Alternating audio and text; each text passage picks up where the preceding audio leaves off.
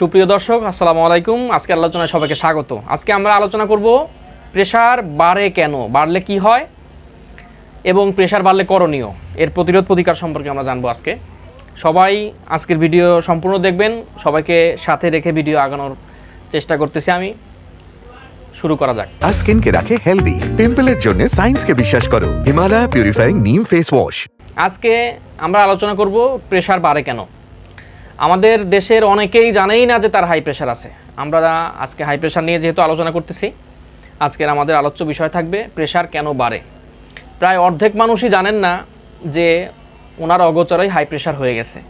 আর যেহেতু এটা এমন রোগ না যে প্রেশার বাড়লেই বুঝতে পারবেন, অথবা প্রেশার বাড়লেই বোঝা যাবে যে আপনার এই সমস্যা হচ্ছে, এমনি এমনি হচ্ছে, নিজের অজান্তেই প্রথমে প্রেশার বাড়ে। 1 নাম্বার। 2 নাম্বার, প্রেশারের ওষুধ নিয়মিত না খেলে বাড়ে। প্রেশার যারা কন্ট্রোল করে রাখছেন, ডাক্তার দেখাইছেন, ওষুধপত্র দিছে ডাক্তার, হয়তো 2টা ওষুধ দিছে, আপনি একটা খান, হয়তো সকালে দিছে একটা, রাত্রে দিছে একটা, আপনি সকালেরটা স্কিপ করছেন, বাদ দিয়ে দিয়েছেন, আপনার প্রয়োজন হচ্ছে না বলে বাদ দিয়ে দিয়েছেন, কিন্তু না, এটা ঠিক না, প্রেশার বাড়বে। আর প্রেশারের ওষুধ যে সারা জীবনে একরকমে এক নিয়মে খেয়ে যেতে হবে, ব্যাপারটা এমন না। আমাদের আজকের আলোচনার বিষয় প্রেশার বাড়ে কেন। তো আমরা এখন 1 নম্বর পয়েন্টে আসি। ওষুধ ঠিকমতো না খেলে প্রেশার বাড়ে। নিজের অজান্তেই প্রেশার অজান্তেই আস্তে আস্তে বাড়তে থাকে। 3 নম্বর আমরা বলবো প্রেশারের ওষুধ 2টা ডাক্তার লিখছে, আপনি একটা খান একটা খান না, এই কারণে প্রেশার বাড়ে। আর একটা খুবই গুরুত্বপূর্ণ বিষয়, অনিয়মিত ইরেগুলার প্রেশারের ওষুধ খেলে, প্রেশারের ওষুধ না খেলে বাড়ে। এর মধ্যে গুরুত্বপূর্ণ হচ্ছে, অনেকেই মনে করতে পারে না কালকে রাত্রে প্রেশার ওষুধ খাইছি, আজকে প্রেশার দেখলাম ঠিক আছে, আজকে আর খাবো না। ব্যাপারটা এরকম না। আপনার প্রেশার যদিও কন্ট্রোল আছে, আজকে ওষুধ না খেলে বাড়তে পারে। আপনি প্রেশারের ওষুধ বন্ধ করার আগে ডাক্তারের পরামর্শ নিয়ে অবশ্যই বন্ধ করবেন। একটা মারাত্মক একটা রোগের মধ্যেই পড়ে হাইপার টেনশন, যেটাকে আমরা হাই প্রেশার বলে থাকি। সবচেয়ে গুরুত্বপূর্ণ ব্যাপারটা হচ্ছে যে হাই প্রেশারের ওষুধ সারা জীবনই খেতে হয়, এবং কম আর বেশি। এই জন্যে ডাক্তার যদি লিখে থাকে প্রেশারের ওষুধ আপনি কন্টিনিউ খাবেন, ডাক্তারের পরামর্শ ছাড়া বন্ধ করবেন না। প্রেশারের ওষুধ একদিন খাবেন একদিন খাবেন না, এরকমটা হওয়া যাবে না। এরকম হলে কার্ডিয়াক মাসেল, কার্ডিয়াক চ্যানেল, আমরা আর্টারি ভেইন যেটাকে বলি, এটা ক্ষতিগ্রস্ত হয়।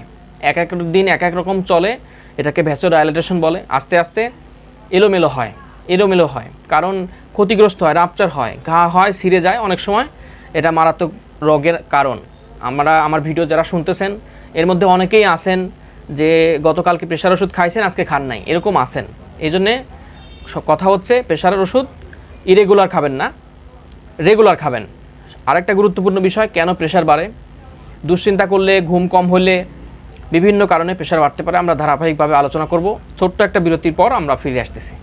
রোজ এক্সট্রাক্ট সমৃদ্ধ হিমালয়া ন্যাচারাল গ্লো রোজ ফেস ওয়াশ ত্বকের মলিনতা দূর করে বের করে আনে ন্যাচারাল উজ্জ্বলতা। সুপ্রিয় দর্শক, বিরতির পর ফিরে আসলাম। আমি Roman, medical assistant, general practitioner, বর্তমানে ফার্স্ট ক্যাপিটাল ইউনিভার্সিটি অফ বাংলাদেশে পাবলিক হেলথে বিএসসি করতেছি। আপনাদেরকে ভিডিওর মাধ্যমে সচেতন করাই আমার কাজ। আজকের ভিডিওর বিষয় ছিল প্রেশার বাড়ে কেন, আর প্রেশার বাড়লে করণীয় কি, আমি একটু পরে বলতেছি। প্রেশার বাড়ার পেছনে আরেকটা কারণ হচ্ছে ওষুধ খেতে ভুলে যাওয়া।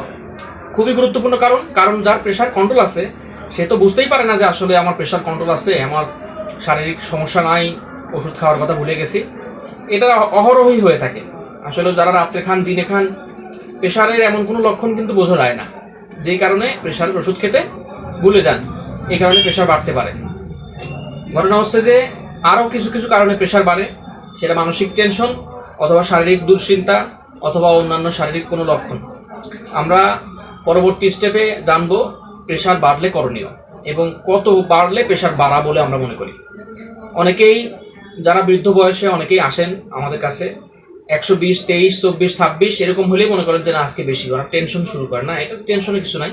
আমরা 130-এর নিচে প্রেশার যাদের আছে তারা ভাববো আমরা সুস্থ আছি ইনশাআল্লাহ। নিচে 80 এবং উপরে 130-এর নিচে থাকলে প্রেশার কন্ট্রোল আছে, ভালো আছে। প্রেশার বাড়লে করণীয় কি, আমরা এটাকে 2 ভাগে ভাগ করে বলবো। যারা প্রেশার বাড়ে এবং অন্যান্য লক্ষণ নিয়ে বাড়ে তাদের বিষয়টা বলবো 1 নম্বরে। 2 নম্বরে 1 নম্বরে বলবো কি, যে প্রেশার বাড়ছে অথচ কিছু মনে হচ্ছে না।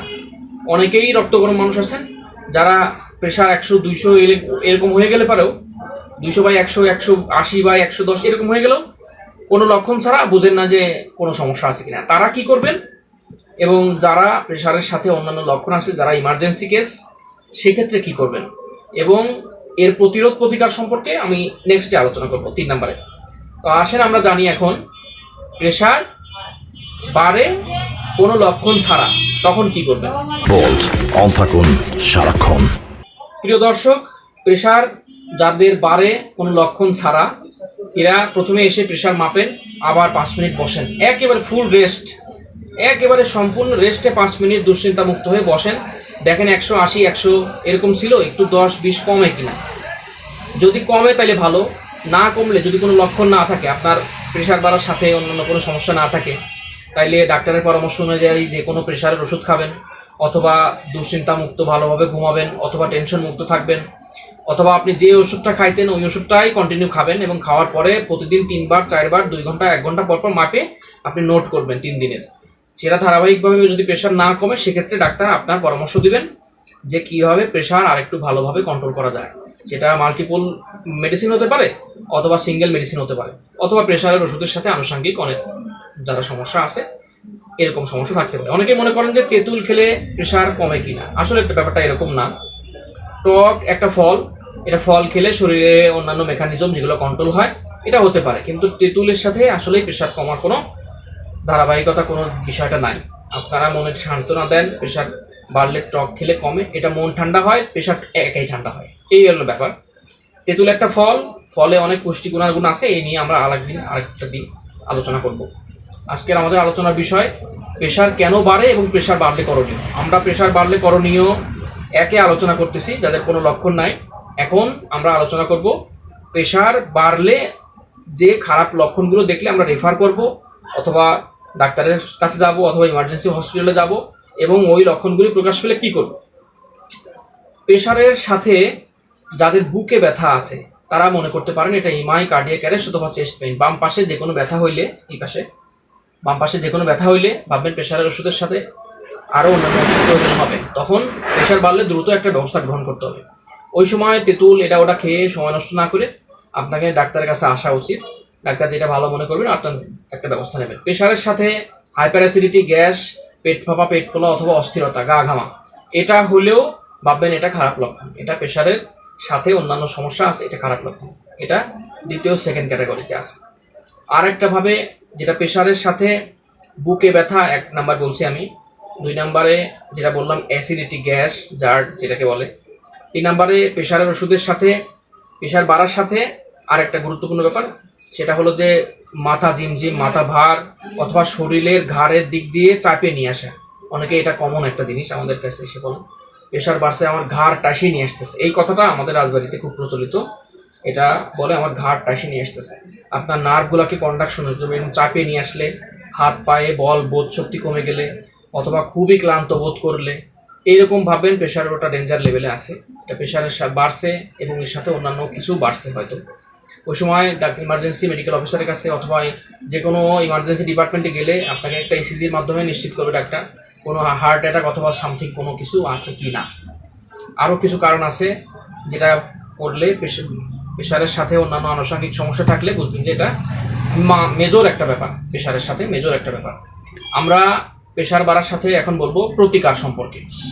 প্রতিকার, প্রেশার কিভাবে কন্ট্রোলে রাখবে এবং প্রতিরোধটা কীভাবে প্রতিরোধ করলে প্রেশার আর হবে না অথবা সুস্থ জীবনযাপন করতে পারবে না। প্রথমেই খাদ্যাভ্যাসে পরিবর্তন আনবেন।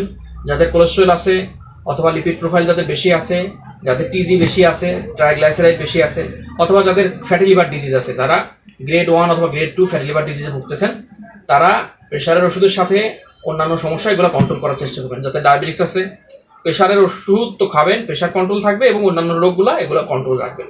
খাদ্যাভ্যাসে ব্যাপক পরিবর্তন আনবেন। পানি খাবেন বেশি, যাদের কিডনির ডিজিজ না আছে তাদেরকে বলতেছি পানি খাবেন বেশি। প্রেশারের ওষুধের সাথে যারা অন্যান্য অনেক ওষুধপত্র খেয়ে থাকেন, চেষ্টা করবেন প্রেশারের ওষুধটাকে সিঙ্গেলি নিয়ে যাওয়ার, যাতে ডুয়েল মোড অফ অ্যাকশনে অনেকগুলি ওষুধ একসাথে কাজ না করে। হালকাভাবে ডাক্তারের পরামর্শ অনুযায়ী ওষুধ খাবেন। আমরা প্রেশারের প্রতিরোধ, যেটা হাইপার টেনশন, প্রতিরোধ সম্পর্কে জানবো এখন। যারা এখনও সুস্থ আছেন, ভালো আছেন, ফ্যামিলিতে হাইপার টেনশন আছে, যাদের দুশ্চিন্তা আছে, অথবা ফ্যামিলি ব্যাকগ্রাউন্ডে যাদের হাই প্রেশার সমস্যা আছে, তারা সুস্থ সচেতন থাকার জন্যে সবসময় ডিসিপ্লিন মেনটেন করবেন, টাইম টেবিল মেনটেন করবেন। অফিসে কাজ করতেছেন অথবা বিজনেস করতেছেন, বেশিরভাগ সময়ই বাইরে থাকতে হয় অথবা ওয়ার্কিং লেভেলে থাকতে হয়। চেষ্টা করবেন কিছুটা সময় ম্যানেজ করার, কিছুটা টাইম ম্যানেজ করে হাঁটার, বেশি বেশি পানি খাওয়ার, শাকসবজি ফলন বেশি খাওয়ার, তেলের জিনিস কম খাওয়ার। অনেকের পছন্দ চর্বিযুক্ত মাংস, তারপরে সয়াবিন তেল, চিংড়ি মাছ অথবা অন্যান্য যে খাবারগুলো আছে কোলেস্ট্রল বাড়ায়, যেটা কার্ডিয়াক ঝুঁকি বাড়ায়, সেটা চেষ্টা করবেন আস্তে আস্তে কন্ট্রোল করে ফেলা। প্রেশার বাড়লে দ্রুত ডাক্তারের কাছে চিকিৎসায় নিতে যাবেন, আর অন্যান্য রোগবালাই এগুলো কন্ট্রোলে রাখবেন। আমরা আজকে হাইপার টেনশন নিয়ে কথা বললাম, ধীরে ধীরে আমরা আর একটা বিষয় নিয়ে আলোচনা করব, হাইপার টেনশনের গুরুত্বপূর্ণ ঝুঁকিসমূহ। এ নিয়ে কী করবেন, সিপিআর কীভাবে দিবেন, কীভাবে জিহ্বার নিচে সাবলিঙ্গুয়ালি কীভাবে নাইট্রোগ্লাইসেরাইন ব্যবহার করবেন বুকে ব্যথা, চেস্ট পেইনের ক্ষেত্রে কীভাবে অক্সিজেন লেভেল কমে গেলে অক্সিজেন দেবেন, আমরা এ নিয়ে আরেকদিন আলোচনা করব। আজকে ছোট একটা আলোচনা ছিল। সবাইকে অনেক ধন্যবাদ, অসংখ্য ধন্যবাদ আমার সাথে থাকার জন্য। আমাকে সাপোর্ট করবেন, সাথে থাকবেন, ধন্যবাদ। আজকের ভিডিও আমি এখানেই শেষ করতেছি। আল্লাহ হাফেজ, ভালো থাকবেন।